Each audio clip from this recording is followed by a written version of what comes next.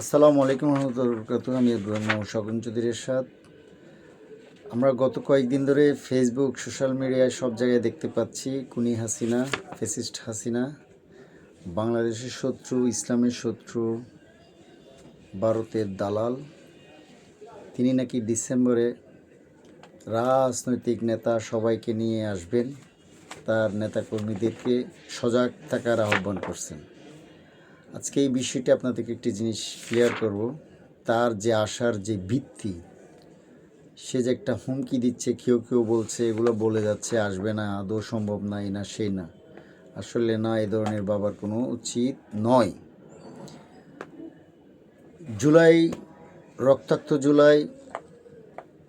জুলাইতে যেভাবে বাংলাদেশ আওয়ামী লীগ, ছাত্রলীগ, খুনি পুলিশ লীগ যেভাবে ছাত্র সাধারণ জনতার উপর হত্যাযজ্ঞ চালিয়েছেন, যেভাবে একের পর এক আক্রমণ, মনে হচ্ছে দেশের জনগণ ভিন্ন একটা গ্রহের লোক, আর এই দেশটা যেন খুনি হাসিনার। সেই নিয়ে আন্দোলন সংগ্রামে, মিছিলে অনেক অনেক বাস্তব কথা, অনেক স্লোগান সৃষ্টি হয়েছে। কিন্তু আগস্ট পরবর্তী কই, পুলিশ গুটি কয়েকজন মামলায় যুক্ত হয়েছেন।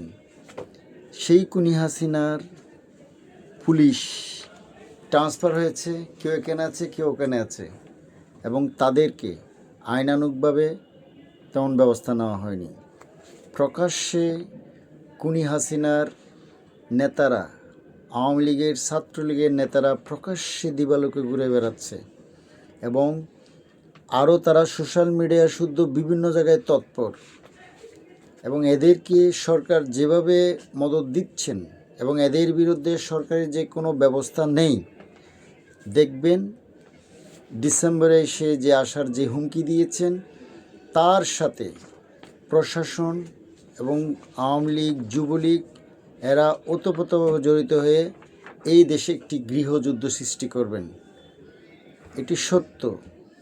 সুতরাং প্রশাসনিক শক্তি যদি ভেঙে দেওয়া না হয় এবং সুতরাং তাদের এস্টাবলিশমেন্ট যদি ভেঙে দেওয়া না হয়, তাহলে এই দেশে আরও একটি গৃহযুদ্ধ, আরও একটি হত্যাযজ্ঞর যেই তারা পরিকল্পনা চক আঁকতেছেন, এবং ভারতের আধিপত্য বিস্তারের যে একটি স্বপ্ন তাদের কাছে আছে, সেটি বাস্তবায়ন করবেন, ভুল ত্রুটি করবেন। আসসালামু আলাইকুম রহমতুল্লাহ বরকাতুহু।